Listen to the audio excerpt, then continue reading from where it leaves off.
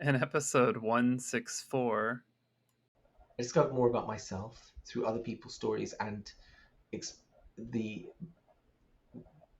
the bravery to explore myself through talking to others. But I also discovered that I like supporting people. So I would be on the support forum, chatting to people, providing them support, help. And I had my hand on the door and she texted me and I was like, Oh, you know what? I'd probably just go up and take all this stuff off and whatever. And then like something came into my head and I was like, screw this. I'm ready. There's a few phrases that I like, a few sort of mantras. One is keep moving forward positively, like even small steps. You don't have to make big steps forward. You don't have to come out to the whole world.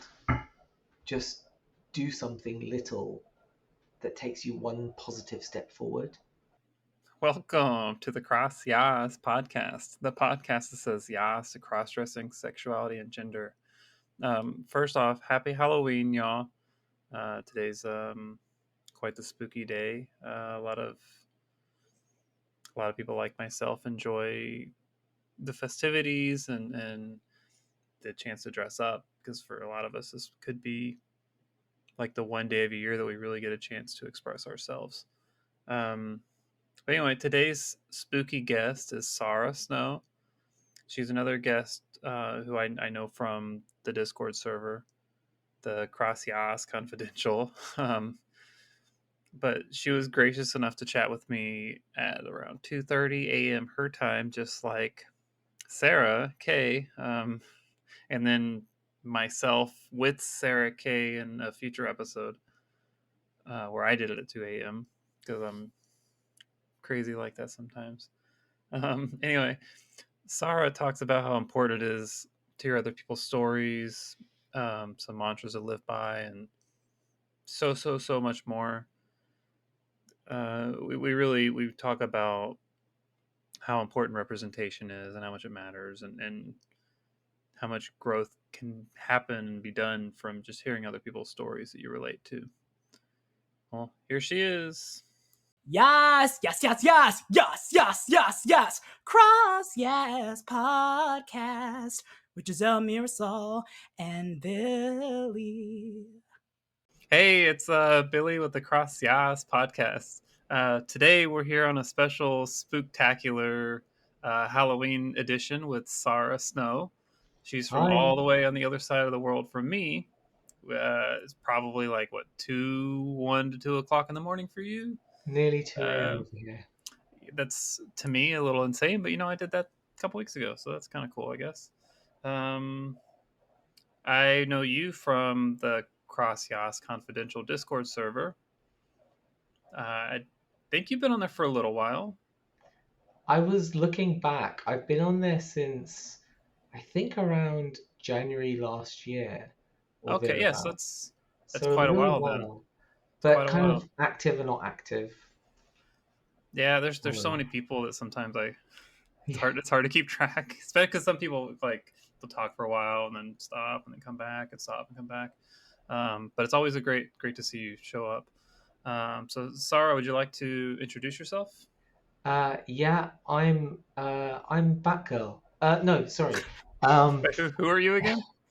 I don't Batgirl. recognize you. I don't recognize you at all. Sorry. Let me just take this off. Um, so there you go. That's a bit better.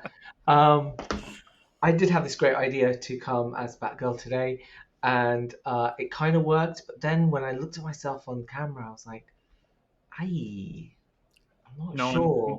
no Looked a one would bit too recognize much you. bondage." So I was kind of like, "No." Anyway, sorry about the eye makeup because that was meant to be under the mask and hidden. So if it's a bit messy, I'm not usually this bad. Um, what are you wearing, by the way? What is that on your head? They're like snakes. Oh, It's you're like like a Medusa crown. Gor- That's Gorgon. why I have like green eyes. Oh, pretty. Nice blend. Thanks. It took me Um, all of 2 minutes. Maybe. Oh, okay. So sorry, I diverted. I diverged to another topic. So let's get back on track, I guess. I'm Sarah Snow. I'm in my 40s. I work in IT in London. I identify as non-binary transgender, more specifically bigender. Um, Gender fluid kind of works too, but I'm not along the gradients. I'm more either one end of the scale or the other. Um, and I'm also a queer Muslim. Cool, cool. Um, so when you say you're not gender queer, you mean like you don't have like a mix, like you don't do like half. I don't know, like you don't do like a feminine man or a manly woman or somewhere in between. No, I did experiment with sort of those in between states. So dressing in normal boy clothes and makeup and wig or not wig Hmm. and stuff like, and it didn't resonate for me. So I sort of landed on bigender. That seems to work for me, and actually explains a lot about how I thought about myself, I guess, as I was growing up. Um, because as I grew up, it wasn't I'm in the wrong body, which is a lot of trans people say. They say, well, I grew up knowing I was in the wrong body. I grew up knowing I was a girl. That never happened to me. It was more like, hmm, I don't feel like a boy today. I feel different. So, and it was just that, and it was kind of that fluctuation. It was not static. It wasn't always there. Hmm. It sort of Hmm. came and went, and that's why I guess it took me a while to understand what it was that I identify as. Kind of makes it a little more confusing, especially at a younger age with lack of representation with that type of aspect back in the day. Um, Yeah, and also, in um, in Muslim in the Muslim community, in the Pakistani Muslim community, you don't get the acceptance. That's not there. It's very much a taboo subject. Even though mhm. in Pakistan you do have sort of a third gender, you have the hijras, and you do have that kind of third gender recognition in law in Pakistan, but it's still very much a taboo subject. Can you explain the third gender thing?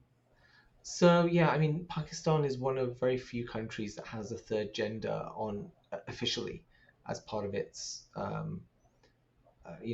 in legal terms, a third gender. And so I think I may have used a derogatory term because I don't think Hijra is used anymore as a term. I forget what the term is used, but essentially, trans people in Pakistan are a third gender. They're treated a lot like a subclass, Mm, um, and so it's kind of taboo subject. And so, unfortunately, because of that, they tend to go into poverty. They end up being in poverty. So no one really talks about them. It's known that they sort of live over there in that village or they live over there in that kind of area, but it's not really talked about. mm, But you see them, in the street. They'll be begging because they don't have any other income. They don't have any careers or anything. So there's a big program at the moment in Pakistan to kind of change that. A lot of people looking to change that, but it's slow and it's not happening. But growing up, I never knew that. It was never growing up in London. You wouldn't see it anyway. You wouldn't know. hmm, It hmm. wasn't something that I was ever aware of. Um, so yeah, Interesting. I've heard of that, but I didn't really know a whole lot about it. And I'm a dumb American, so I don't research stuff as much as I probably should. Um, do you have a passport? I do. It might expire soon. I've got one stamp on it, and that's to go to Mexico for Okay. I my friend's wedding.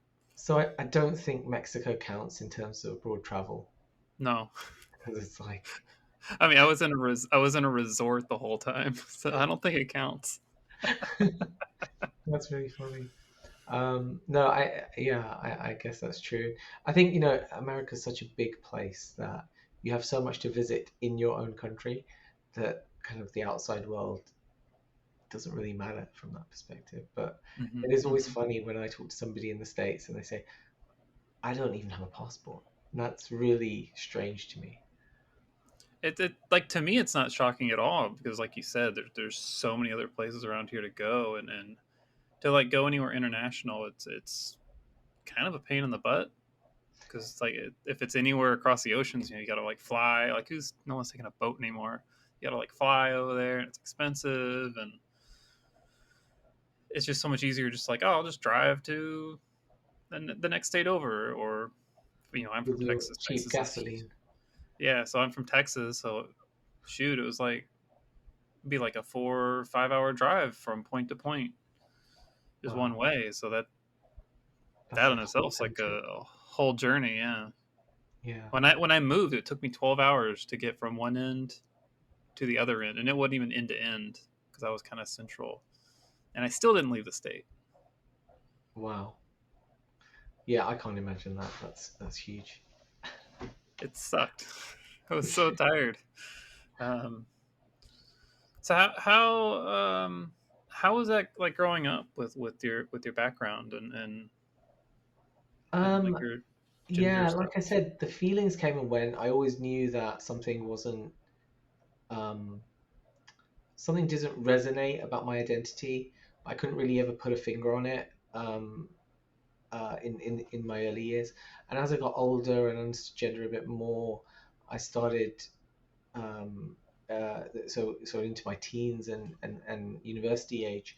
Um, I started dressing privately, um, and that was fine. And then there would be a purge because the feelings would go Mm, away, and I'm like, oh, it was just a phase. And so, you know, and that happened back and forth, and it was just part of my reality at the time. And then the feelings just went away one day and didn't come back, and I was like, oh, okay, I must be cured. I was clearly like a puberty young person thing, you know. They're gone, and they hmm. went away for like more than 10 years, and Oh, they wow. came back. I was How old was I? Probably around 36, 37. So several years ago now, the feelings came back, and I was like, hmm, I recognize these feelings, and I should probably work out what they mean. Hmm. Hmm. So I decided, well, okay, look, I don't really know. And, you know, by this point, there was the internet, right? So, you know, growing up, there was no internet, there was no visibility of stuff. We had um, some understanding through some bits of TV, maybe Channel 4. You don't have Channel 4. Channel 4 was very edgy over here. The UK traditionally had BBC One and BBC Two, which were kind of state funded, Hmm. or, well, kind of original BBC. Well, you know what the BBC is. And then we had ITV, which was like the first commercial channel. And then Channel 4 came along, and Channel 4 was always the edgy channel. They had all Hmm. kinds of documentaries on all kinds of subjects that were taboo on the other channels. And so you'd sometimes see a documentary on there about cross dressing or um, things like that. And you'd like, transvestites. Oh, what's that? That's interesting. Hmm. I never knew that existed. There are people like me, but that's kind of the sexual side, and that's not Hmm. really what I understand about myself. And so, you know, and growing up, you don't really know about sex and stuff anyway, so it's kind of like, um, so there was kind of a situation where I didn't really know anything. When I got to university with the internet, I did a bit of reading around and learned a bit, found some forums, and some other resources which were really interesting. But I never really engaged with them properly. Mm. Um, and then, as I say, I got into my late 30s and I kind of like, these feelings came back and I was like, what do I do? How do I reconcile this? And so I remembered from my university days, there was a forum that I visited a few times, a support forum, and they seemed really supportive and they seemed to be very diverse. Mm-hmm. So it wasn't just cross dressers, it wasn't just transitioning people, it was cross dressers and in between. So it was kind of all flavors, if you like, of trans. But I didn't know that at the time. I just knew that it was like this diverse group of people identifying in different ways, but against the kind of norm of gender that's out there. And so I thought, okay, let's register and have a look and engage. And um, I joined and started posting about kind of what I was feeling, and people were really supportive. And I started reading other people's stories. And it was like Cross YAAS, but in written form. So people would write their stories, and then people would engage on that, and there was a support forum, and so it was very much like Cross YAAS, but just in the written form in an old internet Mm-hmm. forum Mm-hmm. style thing. And there was a few things that I kind of discovered. One, I discovered that my I discovered more about myself through other people's stories and ex- the the bravery to explore myself through talking to others. But I also discovered that I like supporting people. So I would be on the support forum, chatting to people, providing them support, help. New members would come and say, I've never done anything, I don't know anything about this, but I really have had these feelings all my life and I don't know what to do. And, I'd be like, okay, so what is it you want to do? And I met some great people through that forum. I mean, they were all UK based pretty much. And for a few of them, I actually met up with them, chatted with them. They said they wanted to have like a day out as in their girl mode. And I said, okay, Mm-hmm. let's do it. What do you want to do? Do you want to go shopping? Do you want to get a makeover? Do you want to buy a wig? What do you want to do? And we just design a day and we'd go out and we'll do stuff and yeah, just sort of help people. And that felt really good. Um, and it helped me understand more about myself as well as helping them, which was nice. Um, and of course, I was only able to do that once I'd done it myself.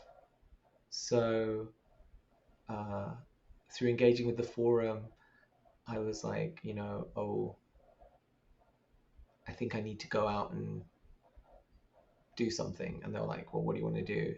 It's like, well, why don't we have a get together? Well, let's have a dinner. Let's all meet up in person and have a dinner. So I booked a table um, at a restaurant. And it was at the time, it was just like, I'm going to book this table. I'm just going to go meet people. I'm just going to go in boy mode. Mm-hmm. And, this was very early on. I just registered like maybe 3, 4, 5 months before or 6 months before.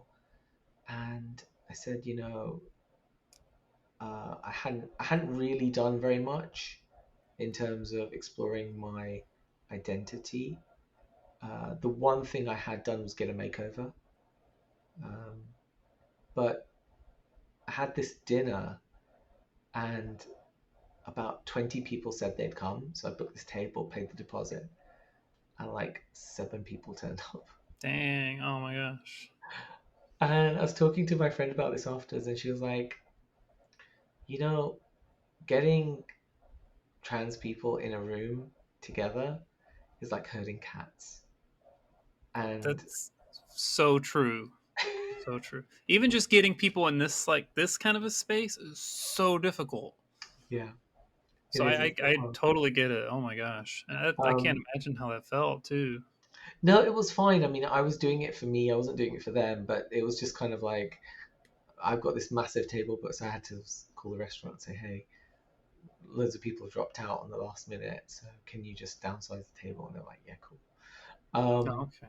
But I hadn't intended at all to go in girl mode. And it was actually a friend of mine who I was out to said, you're the hostess. You have to go in girl mode.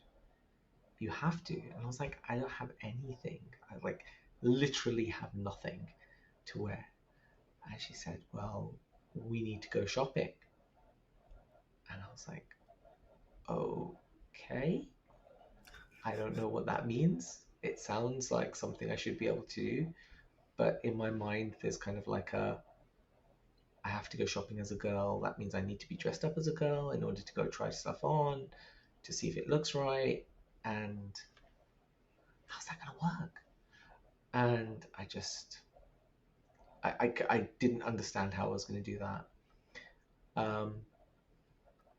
But her and another friend who I was out to said they would go shopping with me. And I was like, okay, cool. And we arranged the day. I got ready in the morning, put some basic makeup on. When I say basic, I mean like this was early stage makeup that like it looked awful, but it was fine because the plan was I would go with some basic makeup. I would get into town, and I'd booked to see a makeup artist who was gonna like do my makeup properly. Mm-hmm. And then I was gonna go shopping with them. So that was the plan. So they were gonna meet me after I'd had the makeover. So I was already dressed and like literally sorry, the night before, one of my friends said, I've hurt my shoulder, I can't come. So I was Oh like, okay, no. well, my other friend can come, fine. Um, and I was literally dressed, ready, and had my hand on the latch to the door, and I got a text message, and my second friend said, I can't come. Mm-hmm. I can't remember what the reason was now, but you know, all of that build up, you know, a couple of weeks of planning, um, doing all the stuff that you need to do to all the grooming, right? Like the waxing and all of that, did all of that and was ready and had my hand on the door and she texted me and I was like, Oh. you know what? I'd probably just go up and take all this stuff off and whatever. And then like something came into my head and I was like, screw this. I'm ready. And I looked at them. In fact, what happened was I turned to go back up the stairs and I passed a mirror in my hallway. And I looked at myself and I was like, screw this. I look good. I'm going to do this. I don't care if anyone's with me or not. I'm just going to go. And so I got in the car. Well, I got out of the house. And the way the house is that there's a big hedge in front of the house. So you can't really see the front of the house, except for kind Mm-hmm. of the gap in the hedge where you get through to the front door. So I could scoot around the front of the house and get to the car pretty much without anybody seeing me from across the street. And I was like, okay. So I got to the car, um, and the only two gaps in the hedge are obviously where the car is and where the front door is. So I got past that one, got to the car, and just as I click the thing and pull the door open, my neighbors from just across Oh the no. street open their door and they all pile out, the whole family.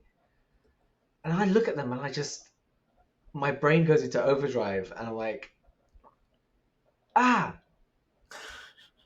and you know, it's that flight or fight response, but there was Yeah, nothing to yeah. fight, right? So it became flight, and I just threw myself in to the car head first, like dived into the car, um, and the gear sticks in my chest. Mm-hmm. My handbag's gone on the floor. Everything's fallen out. My wig's just sort of fallen over my face, and I'm sort of hyperventilating, lying across the front of the car, with my feet sticking out the front of the door. And I was like listening. I was hyperventilating. I couldn't hear anything but my deep breathing and my hyperventilating. But I was listening to them getting into the car and driving off. So I peeked over the kind of dashboard and they were kind of gone. And I was like, Oof. so I sort of calmed myself down, had a sip of water, straightened myself up, picked up everything off the floor, started the engine, and drove to the car park near the station. And that drive from the car park to the station, my heart was racing the whole time. But as I approached the station, it was like I got calmed down. And just as I was pulling into the station, I thought to myself, you know what? I need to book a personal shopper. So I called one of these big department stores that we had in London at the time called Debenhams, and they had a personal shopper service. Oh, fancy. And I said, hey, have you got an appointment? I want to come in and try some dresses for a party. And they were like, yeah, sure. And I was like, they were like, what are your sizes? And I was like, well, I'm not too sure, but I think I'm this or this. And they were like, okay. And they were like, I said, oh, by the way, I'm trans. And they were like, oh yeah, that's fine, no worries. And it was like, I was like, you're not going to ask anything, you know? And they're like, no, it's fine. You know, they're like, yeah, it's cool. Um, so I got there. So I got into town. I had my makeup done. Met a lovely makeup artist who I'm really good friends with even today. Um, and then I went to my appointment for the personal shopper, and met this lovely lady who talked to me about kind of what I was looking for, what it was for. Went to the shop floor, did all the shopping for me. I sat there drinking tea until she got back, and she just helped me pick out a dress, and it was amazing. It was an amazing experience, and I did it myself. And after that, after I'd bought a dress, I went walking around Oxford Street, and I just remember just feeling like, yeah, this feels right. It's good. Mm-hmm. And then I kind of went into shops, went to browse, and like it was fine. There was like no issues, no people were looking at me. There wasn't any um, discomfort. I was totally comfortable in my own skin, and nobody else gave me a second look. And I was like, why have I been so scared all this time? Like, what is it that's held me back all this time? And really, it was just me that held me back. It's Mm-hmm. like, okay, that's interesting. So yeah, that was a great experience. That was my first. That was my first proper outing. A lot of lows and highs on it. Dang. I Oh was on the edge God, of my seat. it was messy. It was so messy. But then life's messy and it's fine. You know, you got to deal with messy. You got to deal with the ups and the downs. Mm-hmm. Um, and I said to somebody on the Discord today, who I think it was in the support forum, you know, the ups will carry you through. The momentum of the ups will carry you through the downs. Just keep going. It's a win. It's always a win. Um, and you know, I have a sort of I like there's a few phrases that I like, a few sort of mantras. One is keep moving forward positively, like even small steps. You don't have to make big steps forward. You don't have to come out to the whole world. Just do something little that takes you one positive step forward. Mm-hmm. That's all you need to do. So for me, that doing that, moving through life like that, it's yeah, that's important to me to try to continue to take those positive steps forward. And but it's not been easy getting to that point, of course. But and you have to keep telling yourself that because it's never easy doing Mm-hmm. it. But I know in my experience, it's not easy, like you say. But for me, it's been very worth it. Um, But you've taken giant leaps forward. I know. Like literally, like you moved across the country in one step. Like that's a big step. They Um, still feel like tiny steps to me. yeah, I get that. I get that. But no, I mean, look, you know, um, one person's small steps is another person's large steps, right? What True, seems small to you is going to be big for somebody else. And true. that's why I really liked, once I'd experienced the personal shopper and the makeover and, found out about kind of where you could go for wig consultations and where you could go for, um, where are the best places to go for eating around town that are going to be easy and crowded and no one's really going to look at you twice. Um, I was able to sort of take some people out and show them that the world isn't as scary as they thought. Hmm. Um, but it was only because I was able to do it first that I was able to then help others do it. So yeah, it's but there's been so many, like, as I think back now, there's been so many times when I've really struggled and had to really G myself up, like really motivate myself, Hmm. and Hmm. it's not easy. Like, and I don't think anyone finds it easy. If you listening back to a number of the Cross YAAS podcasts, nobody finds it easy, and they push through, and that's one of the great things about this forum and all the forums actually on the internet everywhere. You see people struggling, but the struggle doesn't define them. They move through that to where they want to be, step by step, small Hmm. steps, Hmm. and they get there. And I really like that, and like the fact that the Cross Yas community is doing that for each other. It's where I started my journey, and so when I discovered it through Thea, actually, Thea, I know Thea through Kick, and when she told me she did this podcast, I was like, oh, okay, I'll go and listen. And then I discovered this whole world behind the podcast that Hmm. was like, Hmm. this is really great. This is what I've been doing for the last several years, and I can engage with this. I get this. This is cool. It's It's a million awesome. miles away, but it's cool. We are just a tad far away. Yeah, just a tad. Um, but yeah. So I mean, I think yeah. So where was it? Like I sort of jumped around a little bit, but No, you're good. I was gonna say that for like your I don't know if you consider those small or big steps with like getting the personal shopper and all this stuff. Like for me, I've as big as steps if I've I guess made. Like doing a personal shopper or getting like professional makeup and hair done, like that scares the shit out of me still. Um, I don't know why. come I to think maybe London. it's just I'll that take like you out. We'll do it. We'll do it okay, together. yeah, let's do it. I Honestly, mean, I'll do it. I'm not. It terrifies, but I'll do it. I Um, honestly, yeah. I mean, it is terrifying. The first time you do anything new is mhm, terrifying, and especially stuff that's taboo, stuff that isn't talked about, mhm. stuff that you've been told your whole life is wrong, and then you're doing it. Yeah, it's terrifying.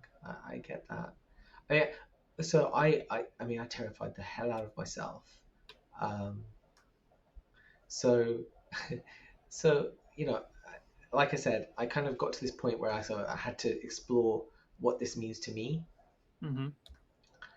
and it was at the start of that journey. It was like, well, where do I start? Like, no, there's no guide to say, okay, if you're exploring your gender, this is what you need to do. Step A, do this. Step B, do that. No one tells you that. There isn't Mhm. any guide to it, and you can watch YouTube videos about, I don't know, doing makeup, for instance, and maybe with practice you can get there, but nobody's going to tell you what types of clothes look good on you or not.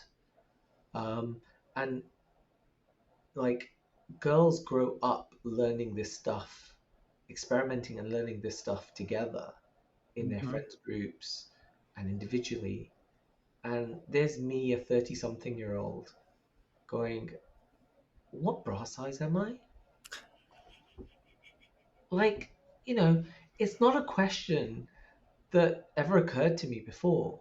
But in order to explore my gender identity properly and to present like uh, feminine, to see what that means to me, Mhm. I need to be able to put clothes on that work.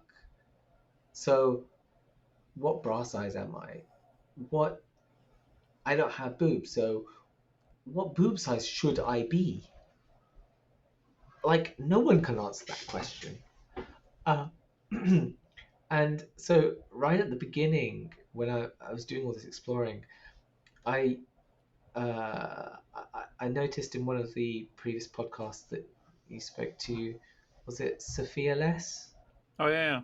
Yeah. So I listened to her podcast recently, and she mentioned a shop called Primark, which I Mhm. don't think you have in the US. No, and I'm like, well, I don't know. I don't know what Yeah, that you don't know is. anything about it. It's very much sort of a slightly cheaper store, fast fashion, um, but they've got lots of stuff, like lots of really interesting stuff, new designs, new Mhm. fashions, and not very expensive. Um, and you could just browse. It's quite nice, easy to browse in there. So I would go in there because it was easy and not very expensive. And if you make a mistake with clothes, it's like you're not going to spend too much. Um, and so I would go in there. I would buy stuff. I would take it home. I'd try it. Didn't work for me. I'd bring it back, return, queue up, return it, buy more stuff, take it home, try. And like this went on for ages, and I was like, oh my god, this is ridiculous.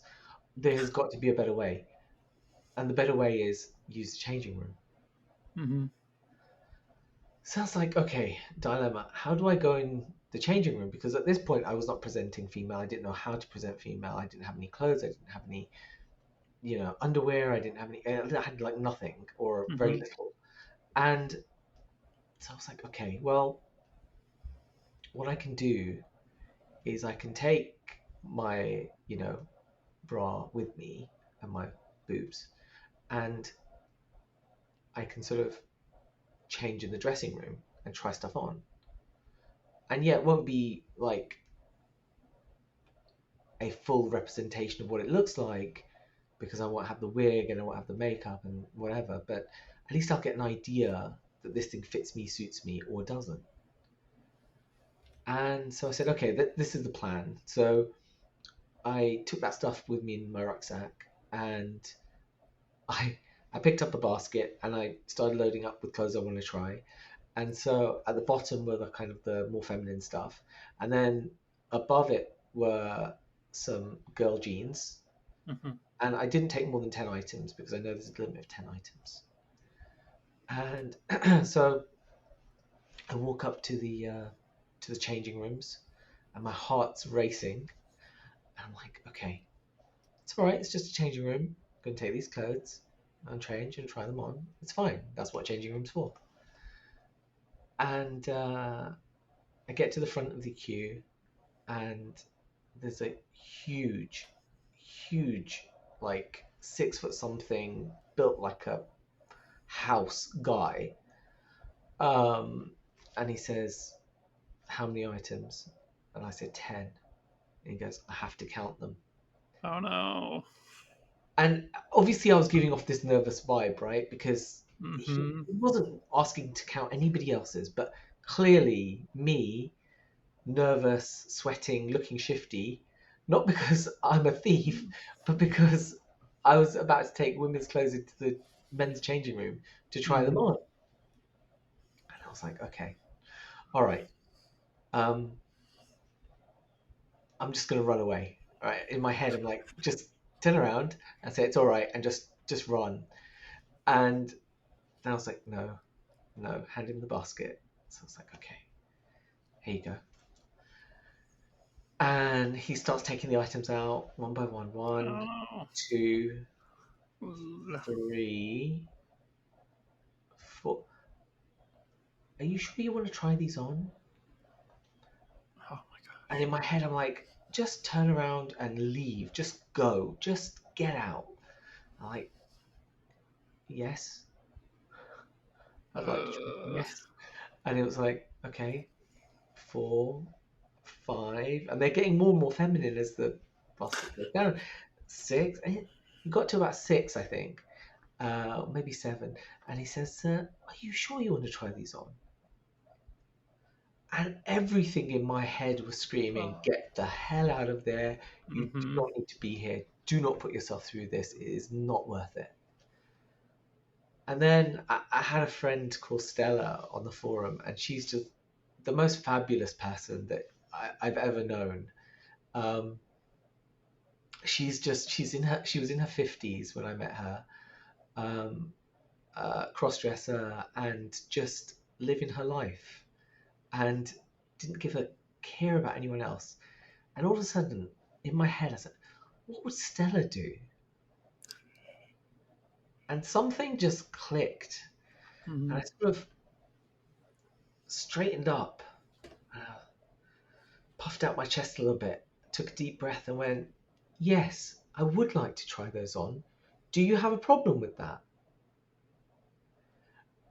And just me saying those words and my body language and how I was feeling inside, that obviously projected something because he shrank back. And I swear he shrunk in height, like in front of me. And he went, oh no, not at all. Uh no, and he just bundled everything. He didn't finish counting, he just bundled everything back into the basket and went, there you go, off you go. Dang. And I went into the changing room and I sat down for the longest time, adrenaline pumping through my veins, and I was like, what just happened? And I realized that that I was giving my power away, and that I'd actually just taken it back and refused to let him have power over me. And since then, like another one of my mantras is never let anyone have power over you. Retain your own power, keep your own power. You you are the owner, the keeper of your power. You don't you mustn't let anybody else have power over you. Mm-hmm. You just Mm-hmm. can't. And for me, that was so empowering. Um, and it's, I guess it's shaped how I've then proceeded from that point, not really giving too much of a care of what other people think.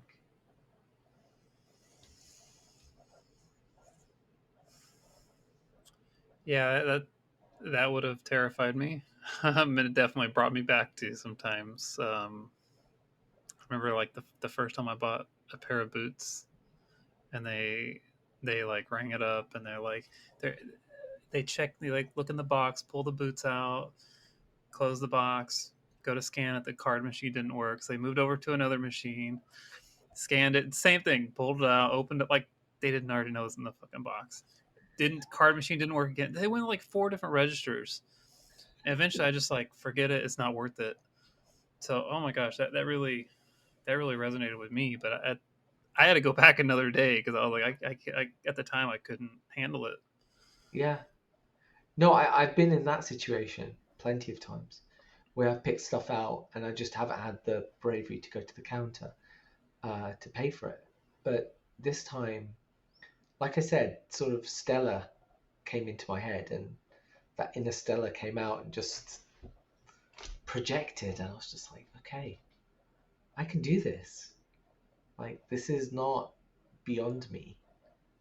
Um, I don't have to let other people dictate Mm-hmm. and how what I want to do.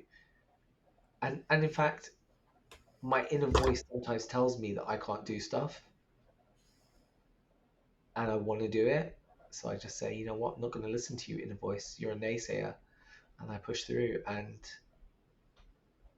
And that's because of my inner Stella telling me, you have the little angel, the little devil, like those little voices Mm-hmm. in your head.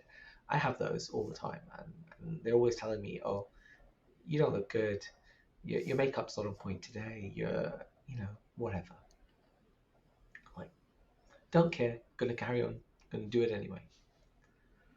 Um, so that moment is when everything changed for me. Like my whole outlook changed. So I haven't let anything stop me from doing what I want to do. How long's that been since that moment? Whew. That was quite early on, I guess. That was kind of in my first year of exploring my gender. So I guess that was probably that was probably after, yeah, that was after I went out for my first shopping trip, Okay. which was, empowering in a different way, but it was still really difficult to kind of go shopping in boy mode and buy stuff. Um, just had this kind of hangover in my head that I'm in boy mode. I shouldn't be buying girl stuff in boy mode. But it's like, why shouldn't I? I can buy whatever I like. I can even try this stuff on. So yeah, it was that was probably, I guess, a year into my exploration. Um, but it was, yeah, it took me a while to get there, and it always does. It doesn't happen immediately. It's all like lots of different experiences that kind of come together in that one moment. Um, Mm-hmm. Hmm. Yeah, that's very relatable moment to me. Because we're not our inner voice. Um, I know whenever I have times that are really difficult and tough for me to do, there's a lot of times I have to stop and just like kind of hype myself up a little bit. Like, oh, I'm gonna do this. I'm just gonna do it. I just gotta do it. And I say this all the time on the Discord. Well, I don't say it as much as everyone else does. Apparently, everyone else says I say it, but I don't. But it's like it's kind of just like a just do it mentality. yeah, Just to, that way I'm not thinking. Don't think about it. Just fucking do it. yeah. I mean, there's lots of techniques that I have sort of built up for myself that work to to get myself through that just do it point, because Mm-hmm. just do it means that I uh, I have to cross that threshold without any running start. It's like I'm stopped and I have to go to like Mm-hmm. 0 to 60. So I've kind of built up a couple of mental things to help me. Like one of them is to give myself 10 seconds of courage. So you breathe and you kind of go, right, I'm gonna infuse myself with like 10 seconds of courage, like just 10 seconds. And you'll be really surprised that to what 10 seconds of courage, like if you mentally like put yourself in that space and go, right, I'm gonna just give myself 10 seconds of courage. What can happen in 10 seconds? Nothing's gonna happen. And if after 10 seconds I don't want to do it, I'm not gonna do it. But you give yourself 10 seconds of courage, that takes you over that threshold. And then that momentum just carries you and you can do anything. Mm-hmm. Um, so that's something that's worked for me. I don't know where I got that from. It must have been a movie or something, but it was, yeah. It I like that idea. You just like give yourself a little bit of courage, just to like a boost, like an injection of courage, and just let that Mm-hmm. carry you, and it works. It works for me. Um, I, I'd encourage everyone to try little exercises like that, because it, it it can help you learn about yourself more, what works for you and what doesn't. For sure. For sure. Um, Being that this is a Halloween episode, I'm just curious. Do you have any like Halloween stories or party goings or costume times besides tonight? Well, so honestly, this is the first time I've dressed up for Halloween, Oh, like in my life. I've oh, never done really? it. We don't do that over here very much. It's in recent years it's got more popular, but more like a kids thing than an Mm. adult thing. And there are like parties and things and balls and whatnot, but like I've never done it. It's not never been something I've done. So, um, but spooky stories, yeah. I mean, um, uh, I w- I visited Florida as a kid. Went to Orlando. Oh, I that's was scary enough as it is. we were staying in the where were we staying? It's one of these motels, like a Holiday Inn or something like that. Probably Hmm. was a Holiday Inn actually. And me and my brother were in the room, and my mother and sister were next door. And I remember there was a light above a table in front of the window, and then set back from there was the sort of the beds. And um, on the wall to the side there was a mirror, and I was standing at the mirror, and I saw something shimmery come through the wall behind me, and it looked like a person, like it had a shape of a person. And then it stepped into kind of where the light shade was, and it kind of disappeared. And then it came back again, and it carried on, and it went through the other wall, in kind of like in front of me. But when I looked for it, it wasn't there. When I looked back in the mirror, it was there. Ugh. And yeah, that's kind of the creepiest thing that's happened to me, I think. The other one is watching Blair Witch Project by myself in another country where I just relocated, and I was all alone in the apartment, and that scared the bejesus out of me. Because Blair Witch Project had come out, and I hadn't seen it, and then it came out on DVD, Hmm. and I bought it while I was out there. I moved out there for the summer, and I was sharing this apartment with three other people. And because I'd just arrived, they'd already booked tickets to an Elton John concert Mm. in in the next town over, or in the next city over. And so they said, well, we can't get you a ticket. We tried, but I was like, I'm not bothered. It's fine. I'll just watch movies. And then I was looking through the ones that I'd bought and Blair Witch. And I was like, okay, I'll watch this one. And so I turned off all the lights. That was like, shouldn't have done that. Problem number one. Like I shouldn't. I was just like, oh well, it's a horror movie. I'll just turn on the lights. Um, so I'm in a foreign country. I'd been there like 3 days, uh, and I turned out all the lights and put this movie on. It was about 9, 10 o'clock at night, and I sat there watching it. And because of the way it's filmed, I didn't know if it was a documentary or if it was a film because I didn't know anything about it. I Mm. just knew it was a really good film. And I got to the end of the film, and I was just a bundle of nerves. And there were noises in the apartment, and the building was creaking, and I was like, "What's that? What's that?" It was the worst. Yeah, that was the worst thing I've ever done. So yeah, I'm not doing that again. I don't get scared from movies, but it was just the whole context of everything else that was going Mm. on. Um, yeah. So yeah, that's my spooky story for you. I remember when that came out because I think I was in like middle school or something, and I remember a lot of people were scared of that because they thought it was real. They didn't know it was just a movie. I tried to settle myself after that, and you watch the extras, and you watch the extras to tell you about like the making of the movie. I was like, Hmm. this is a movie, this isn't real, right? So this is a movie, but all the extras were geared to making it look like this was a real documentary, Oh and it was like no. the behind the scenes of the documentary and the original story behind these people. And I was like, oh, so it is real. So everything reinforced that this thing was real. And it wasn't until the next day when I said to my friends, I can't believe that documentary, the Blair Witch Project. And they were like, it's not a documentary, it's a film. No, no, look at the extras. Yeah, they did that on purpose. I'm like, okay. So yeah, I was pretty naive. I was pretty naive back then. Um, I'm still pretty naive, I guess.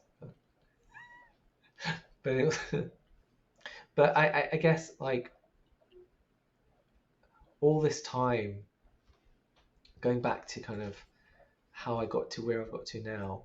Um, like I said, I registered on this forum, and because of my engagement on the forum, they made me an admin pretty quickly, like within a few months.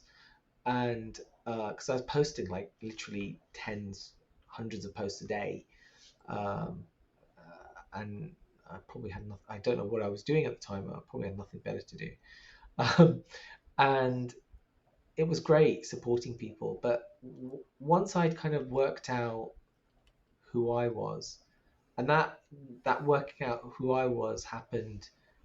So the dinner that I organized, that was the first night of a 3-day weekend where I just said, I'm going to be Sara full time and work out what this means. Because I didn't know at the time whether I would needed to transition or if it was just something else entirely. And I didn't know enough about the kind of spectrum. So I needed to explore it. So I spent 3 days exploring it, meeting various people, driving up and down the country, um, having dinners and lunches with various people that I'd met online for real, and doing things out and about in the world. And it was a real eye opener for me. It taught me a lot about myself, and I wrote a whole blog post about it, um, which really helped me dissect how I was feeling. And that's how I came to kind of this bi-gender um, identity. Um, but after that, after I became comfortable with all of that, I realized that I'd my identity was not limited to just my gender. There was a whole part of my identity that was missing, and that was, I said at the beginning, I'm a queer Muslim, and Islam, my identity as a person of color, my identity as a Muslim, I had kind of put to one side in order to explore what my identity was. And I kind of had to do that because I couldn't do everything at once. So I kind of picked the gender to do first. But then I realized actually I need to do more exploring. And so I started looking around, like, are there any other people like me? Like this intersectionality of being trans and being a Muslim and being Pakistani and being a person of color. That crossover, are there more people like me? And I think it was Jasmine in one of the more recent podcasts, she said, representation. And I was like, yes, representation. On the forums that I was on, I don't think there were any other South Asian ethnicity people. They were all white, Caucasian, English, Irish, Europeans, actually some as well, but all Caucasian.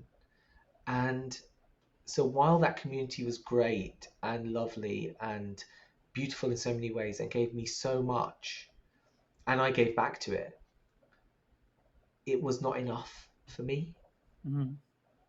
And so I started looking around for other people like me. And I found an LGBT charity for Muslims based in the UK. And I started engaging with it. Well, there were two. One I started engaging with and realized very quickly they were not very friendly to non-binary transgender. So I backed out of that group. But there was another one which was very inclusive, very open, and lovely. And I started volunteering for them. And if anyone wants to know more about that, they can obviously get in touch with me. But I won't give out the details. Oh, maybe I can give out the details here, I guess, if anyone's interested. It's called Hidayah. And I actually did a podcast for them as well, actually, sometime later. But I started engaging with them. They had events, and I started helping out running the events. And it was really lovely. Met some amazing people some of whom were like me, trans, not by gender. I don't think I ever met any Muslim by gender people yet, Hmm. but trans, either in process of transitioning or wanting to transition, um, or other identities um, in the LGBT space, so lesbians, gays, bisexuals, etc., and all flavors of, and it was lovely, really nice to meet people who struggle in the same ways as I have struggled, but just with a different part of their identity to me. So it Hmm. wasn't the gender identity; it was their sexual identity, for instance. And that was really refreshing, really nice.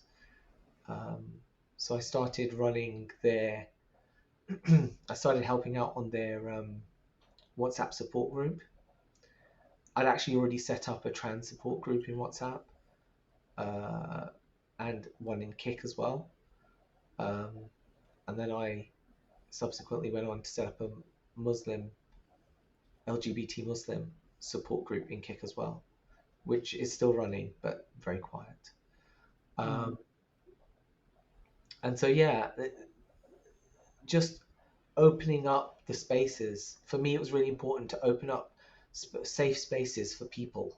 So, WhatsApp group for trans people originally in the UK, but then finding actually that I wanted to open up more spaces. So, a kit group for Muslim LGBT people, and yeah, it was really nice to meet people like me. It's gotta feel great to find that like missing connection. Yeah, it is. I mean, no one's exactly like you, right? Yeah. But you find shared experiences Hmm. that, somebody who hasn't come from a Muslim background can't engage with, that you can have. You don't have to explain the context of everything. You can just say, oh, this or that, and they totally get it. Um, and so many discussions about coming out, like, do you come out? Do you not come out? What's the impact of coming out? And you know, if you talk to, if I think about my friends, my other friends in the trans community, a lot of them would say, "Look, you got to come out. You've got to be yourself. You've got to be genuine." And I get that, and that's right. I think that's right. Um, but then not coming out is also valid, but Hmm. in a different way. Uh, and it is a little bit, I guess the word's unfortunate, that we have to consider whether we want to come out. But then there are very good reasons not to come out in some communities. Hmm. And some of it's about respect. Some of it's about, like, I respect my parents, or I respect my whatever thing is that you want to say. I respect that. And therefore, for that reason, it doesn't affect them that I don't know, lesbian. Uh, Therefore, I am going to be a lesbian, but my parents don't have to know, because they don't need to know that about that part of my life. Um, and in a way, I can see that there's a kind of a sadness there, because they can't be wholly truthful to their parents, but they also validly are making that decision based on their understanding of their relationship with their parents, and that they don't want to disrupt that, and they know that their parents would be hurt by it. Hmm. So there are lots of ways of looking at this, um, just like there are lots of ways of looking at gender.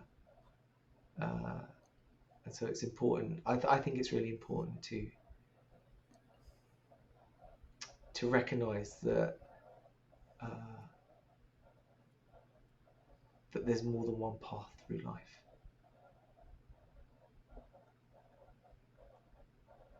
I get that. I know I'm pretty guilty at the for the, be yourself. You need to be out there and stuff. I know I'm pretty guilty about that, and I know I kind of push that a little bit. I don't think it's wrong to push that. I think it's right to say, have confidence in yourself. You know, get yourself out there. Do what you want to do. I think it's right to give people that encouragement, because without that encouragement, and you do it really well as well, by the way. Oh, thank you. Um, and I always, whenever I read your messages to people, I think that it's a really nice response. And I don't think you should tone that down based on what I've said. I think that has its place. What I'm saying is that is the other side, which is when you've encouraged someone to do something and said you can get out there and do this, then they can make a conscious decision to Mm-hmm. do it or not. Often, what I've found is they don't even make the decision; they just hold themselves back. So they're not consciously making a decision or reasoning or thinking about what they want to do. They just hold themselves back for internal reasons, like that little voice in your head. That's the thing that's holding you back. Mm-hmm. Mm-hmm. Um, so I like encouraging people. I think it's important to encourage people to think about what they want to do, and if they want to do something, try to help them either through encouraging them or through other means to kind of get them where they want to get to. I think that's right. But if someone says, I've thought about it and I don't want to come out, and there's reasons for it that they've thought clearly about, then I feel that I've got to respect that. For sure. For sure. So I think it's like I said earlier. None of this is easy. Life isn't easy. Um, like another, I'm full of mantras today. Another one of my mantras is no growth without pain. Like, you know, you have to go through some pain to grow, to understand what your boundaries are, understand what your limits are, understand the context in which you need to move forwards. There is pain involved, but through that pain, there's growth. So yeah, it's important. I don't mean like beat yourself up, like not that kind of pain. I mean, I mean, unless you're into that, well, yeah, I don't know how much growth there would be in that. Maybe, Yeah. um, but yeah. But I mean, like pushing yourself beyond the boundaries that you set Like yourself to getting explore. out of your comfort zone and getting in uncomfortable situations. I get it. I know I've gone through a lot of hard hard things, and there's been a lot of pain. I know for me, there's been a lot of growth out of it. Yeah. Well, I mean, I met you, I guess, over a year ago for the first time, and I've been on and off the Discord group. But like just from when I knew you from like a year ago, more than a year ago, to now, things have changed massively for you, and it's really like your story, other people's stories are so inspirational, um, and comforting as well, because you find that you're not alone. Hmm. And I really felt that a lot actually, like being a Muslim, um, being a person of color, and being trans. I really didn't understand how there were no other people like me, and there are loads. There are so many, but they're so hidden away in the closet, and not able to express themselves. And it, especially in Islam, transgender is accepted. It's one of the few things in that is kind of universally accepted. Like, there are some, um, well, I wouldn't say universally accepted. Okay, there are different schools of thought in this, but generally speaking, there are a lot of the Muslim thought on transgender is that transgender is accepted. And I know you go to church. You mentioned it in the groups and stuff. Mm-hmm. So I've had some talks with other Muslims and other religions, and it's really interesting when you start talking to like scholars, like priests and vicars and sheikhs and stuff, and they start from a position of, or you start from a position of they're religious, they're kind of scholarly religious, they've studied this stuff. They Mm-hmm. can't possibly accept me because I know that the general consensus amongst, I don't know, Christians is this is not acceptable, right?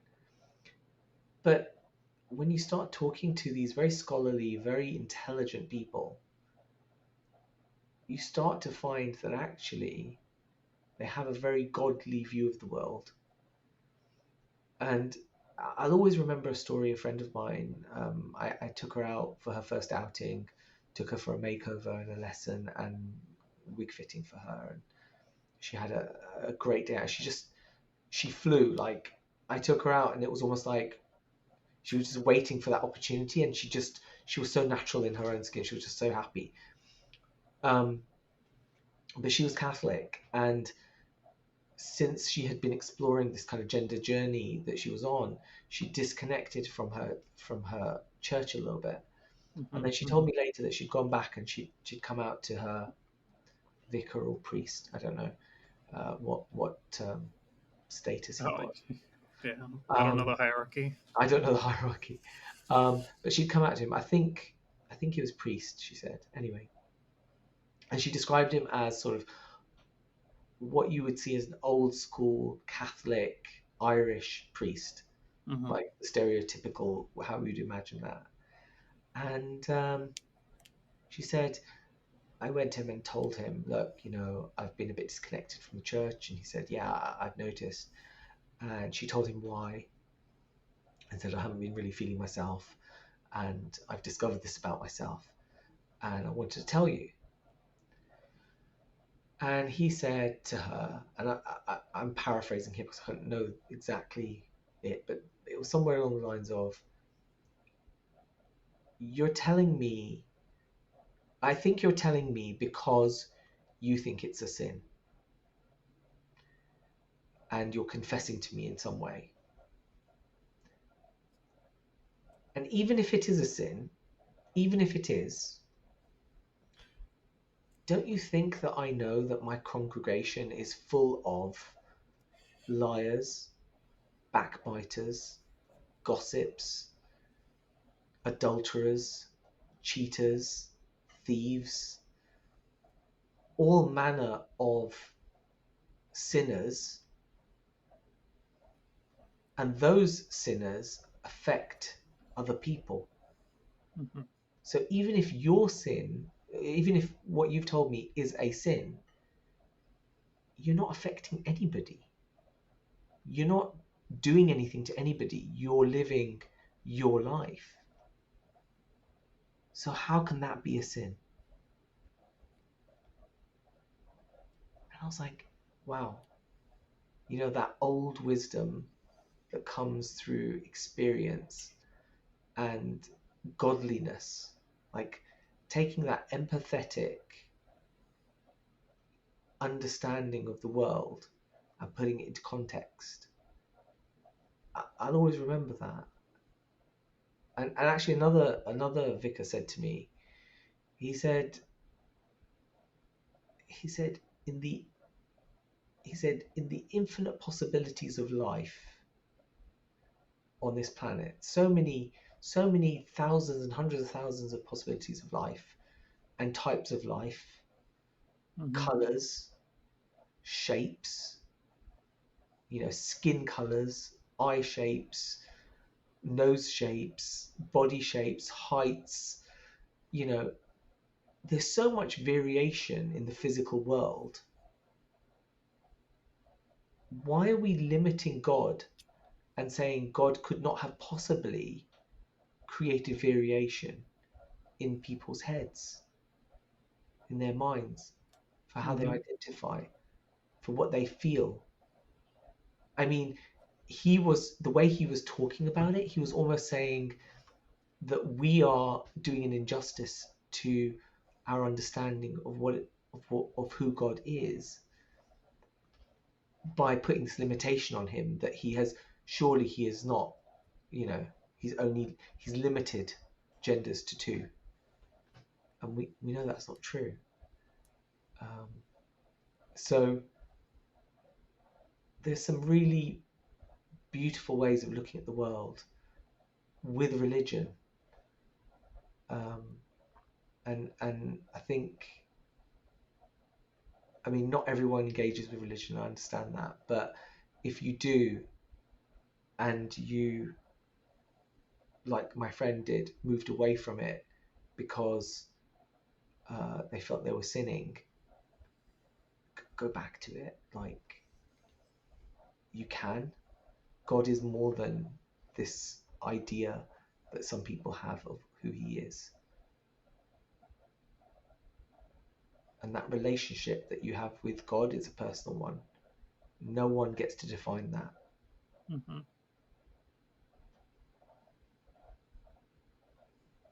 Sorry, I went real deep there. Should have kept it lighter. I like going. I like going deep. So it's fine. It's good.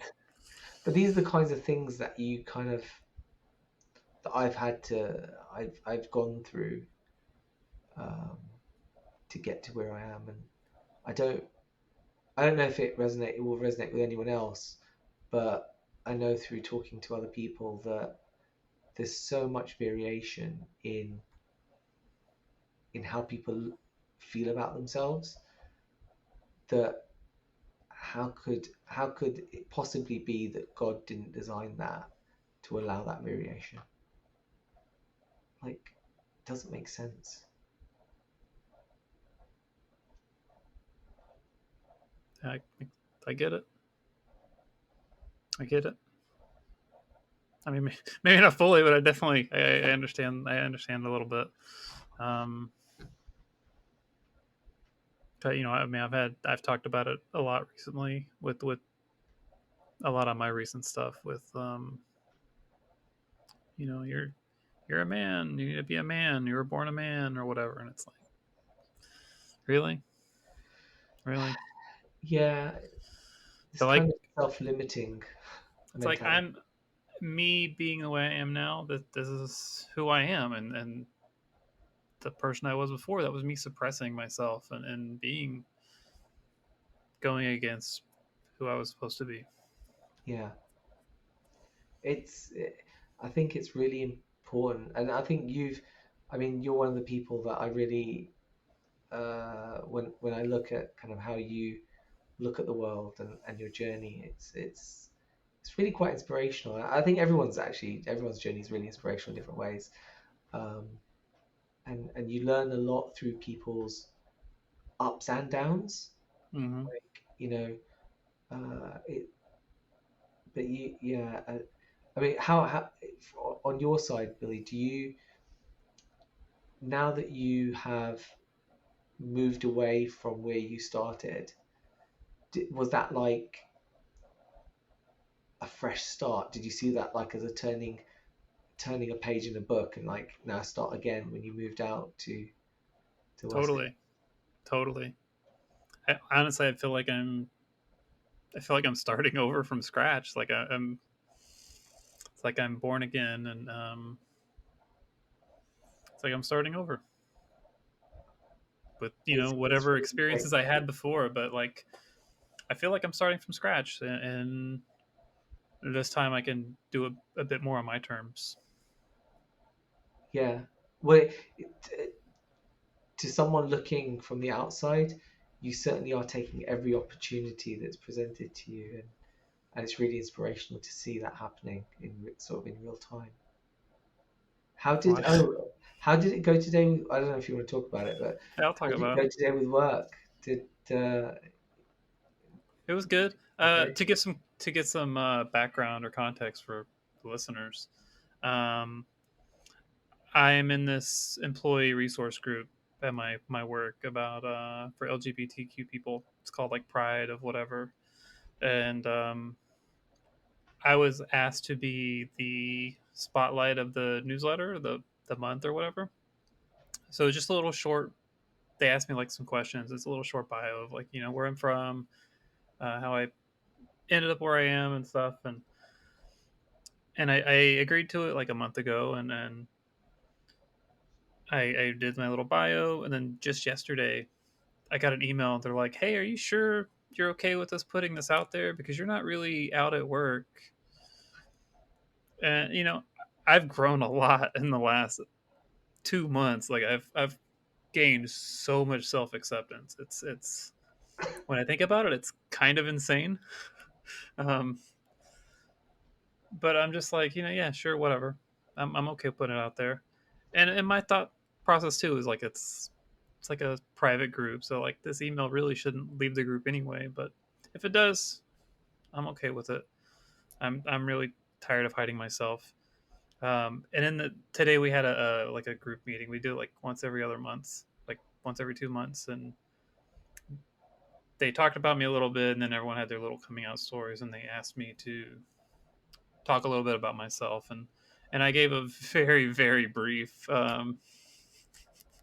very brief little story, just like when I first came out to like my ex-wife, and then I mentioned the second time I said anything was to this podcast, and it was normally when I tell the story, it's at least like 2 hours long, but I said it in about 10 minutes, maybe. But it went well. It went well. I think I'm going to join the like the higher ups on the group. So I'll be a I don't know part of their I don't know what they call it, but part of their like Committee?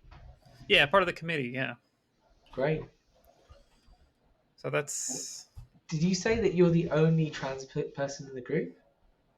yes. I think there's like whenever it first started, there's been 3 meetings so far. The first meeting was a day after I started hormones. And I think there was like a non-binary person in the group, but I haven't seen them since. But today in the group, I was the only trans person. There were some mostly like gays, lesbians, bisexual, and then there were a lot of allies. But I was the only trans person, and today's topic was about intersex and transgender. So I get to be the representation. Yay! Yes. Yay me! No pressure or anything. Do you now that you're on the committee, do you feel like more ownership of kind of the group and how that might be a positive thing in your workplace? Or do you just think it's kind of something separate and you kind of just because you said it's kind of like a closed group, so Mm-hmm. is it So, well, like my company, there's a lot of different like branches or whatever, and in my branch, I'm the only person in the group, so I'm a bit isolated from all the other ones. A lot of the other ones are in like San Diego, San Francisco, or further up north. So I'm very isolated in that aspect. So it might be fun and interesting to somehow make this work, but I think it'll be good for me. And if anything, because a lot of what they do is as like the helpers or whatever is trying to help engagement and come up with topics and so kind of similar-ish stuff to what I'm doing with the podcast. So maybe it might even help me grow with the podcast a bit more. yeah. Because I'm just making this stuff up as I go along. Um, so I don't know. Maybe that'll help in a lot of aspects. I'm kind of looking at it as a learning experience and maybe something to help the community in some aspects. Well, I think, I think you try stuff, and if it doesn't work for you, you can abandon it, right? So Hmm. if you're not getting something out of it, or you're not feeling like this is kind of taking you somewhere, you can leave it and move on to something else. But it For sounds like sure. a positive. It sounds like a positive step, um, I think and something so. that probably will give you a lot of value. I think so. And I'm maybe a pipe dream, but I mean, I always hope that like maybe this will lead me in some other direction than where I'm currently at my job. Because like I don't, as much as I say it, like I don't necessarily hate the company. I think I just don't like specifically what I'm doing because a lot of it like just really reminds me of my old self. Mm, Um, so like that aspect's really hard to wrestle with. So maybe if I could like divert somehow into, I don't know if they have like some like diversity and inclusion department or something. I think maybe that would be a good fit for me. mm. Some way to go that way. I don't know. Um, You just said something there. You said it reminds me of my old self. hmm. Are you a different? Do you see when you say old self? Do you see who you were before now as a different person? Yes and no. It's like earlier we talked about the life chapters changing. It's just like Yeah. a different chapter in my life, and it's more and more feeling like a different person. Uh, My old memories are starting to not feel like my memories, which is very, very strange. And even like seeing pictures of myself, I don't have any problems looking at old pictures of myself, but mm, when I do, it's like a whole other person. It's kind of wild. Um, but like I know it's me, and I don't have any shame for my old self because like my old self got me to where I am now, provided mm. for me, and made tough decisions to get me to where I am now. Yeah. Um, Yeah. but kind of, I guess, yeah, I do kind of see my old self as a different person. So to like step back into that role is hard. It's very difficult. Yeah. I can see that. I think I I kind of look at life in a different way, but probably because identity, my gender identity flits between one and other. Hmm. Um, I kind of look at it like I'm the same person, just different wallpaper. Uh, Hmm. like my presentation is different, but actually I'm the same person. In fact, I met a friend of mine, and she'd not met me as Sarah before, and then I came out to her before. She'd only seen pictures, and then I met her as Sarah for dinner, and she said to me, "You're the same person. Like you have the same energy." And I was like, "Yeah, that's because I am the same person." She was like, "Yeah, but you look so different." I was like, "Yeah, that's because I'm wearing makeup and different clothes." She's like, "No, no, I know, but I was expecting to engage with a different person." I was like, "No, that's not how I feel." And so I'm really glad that you see me as the same person, just with different Hmm. presentation. Um, but that's a little bit different to, I guess, your identity, where you're actually your evolution is more it includes physical, and so that's more permanent. I guess it's kind of changing who you are, not who you are. You're the same Hmm. person, but moving away from your male identity to your female identity, and so it is like a different person. Whereas for me, I flip between the two, so clearly I'm not the same. I am the same person. Hmm. Yeah, like if even if you just go back and listen to my first episodes, like I feel like I can't listen to it, but I feel like a different person in that episode than I am now. And like thinking back to how I was before I started coming out, I was completely different. Like I wasn't open with anybody, who wasn't outgoing. Mm, Um, So like my outgoingness or whatever people tend to flock to me or whatever. And my dad had that ability, and I always saw it as like a superpower that he had, Right. and I always envied it. I was like, I wish I had that superpower. But I also had all my internal struggles that I wasn't willing to deal with or unleash or tell anybody about. But I've noticed that like once I that switch flipped Yeah. and I started being more outgoing and telling my issues and my problems, and because I mean I'm an open book. You can ask me whatever, and I'll. It's pretty evident with the podcast. But I've noticed that I do have that superpower, You do. or I'm still going to call it a superpower. And but even back then, like I didn't like talking to people. I wanted to be alone. And it's so different from now. Like now I don't want to be like that. I don't identify like that anymore. And to It like seems to me like you always had that superpower. You always had that inherent trait that both attracted that attracts people and is open. Um, but because of what you were struggling with, mhm, that got in the way. That blocked it, and you remove that block, and all of a sudden, these traits that you've always had, you've just not known that you've had them because they've just been suppressed or blocked.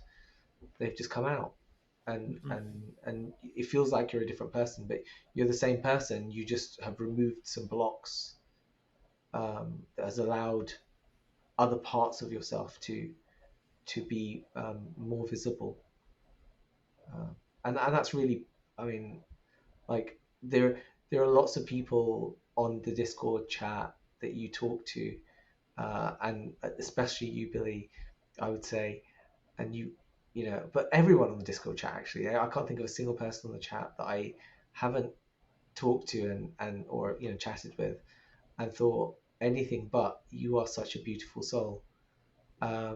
And everybody on that group really shines, and you can see it like in the way that you interact with other people. They feel that too. mhm. Thank you. I just be myself, and I care. Thank you for caring, and thank you for being yourself. Of It really course. does make a difference to people. And I think maybe that's the big difference from my older self is I wasn't being myself. I was holding Yeah, myself back. I I do feel the way that you described yourself that there's probably something in that, um, and that's why you probably now feel that you're so different because those blocks defined you, and Hmm. now you're not letting those blocks define you anymore. So Yeah, I lived in a lot of fear, and I'm yeah, sure there's still some fear there, but I've gotten a lot better at it, facing those fears. Um, what are it's still the hard. It's still hard. fears are It's horrible. Fears are horrible, and what would you say, like, at the moment? What are your big fears at the moment that you're still dealing with? You've clearly overcome lots of fears to get to where you yeah. are, but what are the big fears Um, right now? I don't know. I really don't know. That's a really hard question. Because a lot of my fears that I've dealt with forever, I've faced and I've gotten through them. Um, I would say the future, but I'm actually pretty excited for the future, and I'm really curious where it goes. Maybe some fear of like some failure along the way, but I'm not even necessarily that worried about that so much. Hmm. Um, I don't know. I'm actually very hopeful for once. sounds like you have an idea that there's fear in you still, and actually you've dispelled most of the important ones. Mm-hmm. And actually, I mean, the way you just described yourself, it sounds like you're actually freer and in a much more positive space than you're allowing yourself to admit to yourself. Mm-hmm.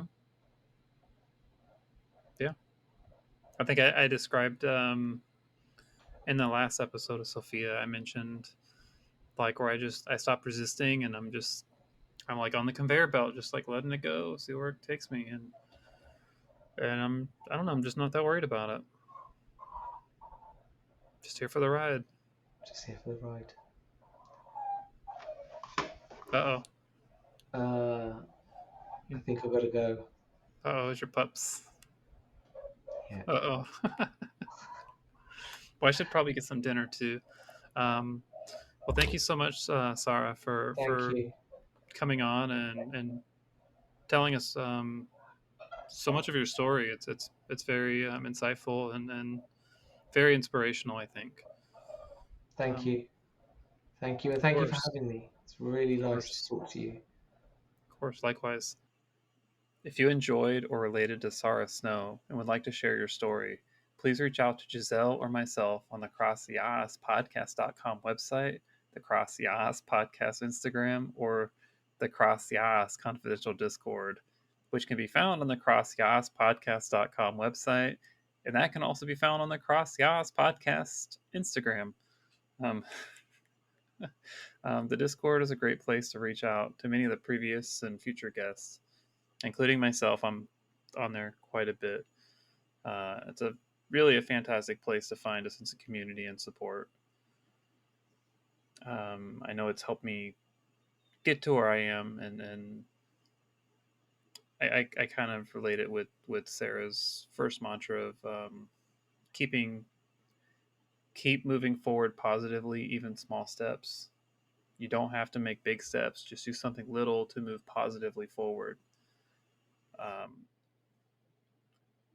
I think I share my story a lot on the Discord server, even the little tiny things that I don't necessarily share on the podcast. And I'm guessing it helps people just hearing my little struggles, little wins here and there. And I know hearing other people's or reading other people's uh, struggles, challenges, and then their wins, uh, it it really helps me grow a lot, and I know it can help you too. Um, anyway, it's getting late for me. I got to work in the morning, so I just want to tell you that I love y'all. Happy Halloween, and remember, stay spooky.